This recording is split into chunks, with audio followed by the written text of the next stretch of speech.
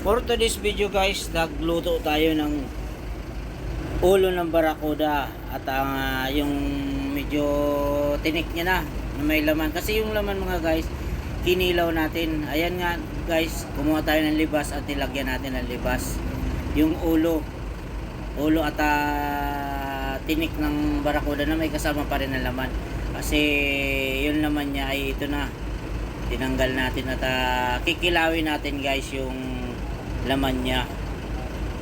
Kumbaga yung mga tinik at ulo lang ang sinabawan natin. Malasa yung guys.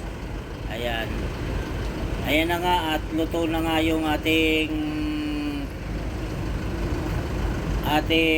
ulo ng barakuda mga guys. Ayan oh. Sarap yan guys. Yung sabaw niya. Lalo na may ang pangasim namin guys ay libas. Dahil may libas tong aming kapitbahay dito mga guys. At kakahingi tayo. Ayan. Sarap ng lasa nito guys. Maasim-asim na malinamnam. Ayan. Yan na nga guys. At habang niluto natin to at iniiwa na yung kikilawin. Ayan. Yummy to guys pag isda ganito. Ayan na yung kuhan niya. Yung laman niya. Parang tanigi rin guys, puti ang laman at masarap yung laman guys. Ikilaw nyo. Ayan. Ayan guys, kikilawin. Natitimplahan lang natin mga guys. Ayan. Ayan, luto na yung ating sabaw. Sarap umikop ng sabaw mga guys. Ganito na may libas.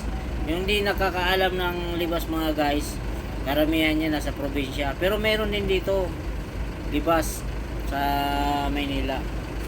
Ayan. Shoutout sa mahilig sa libas. At ang libas guys, may bunga rin yan.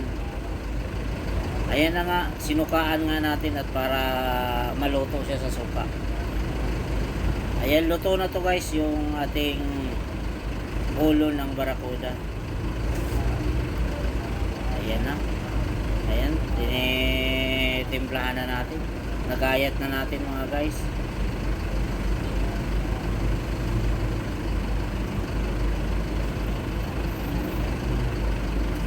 Yan ang masarap na pulutan mga guys.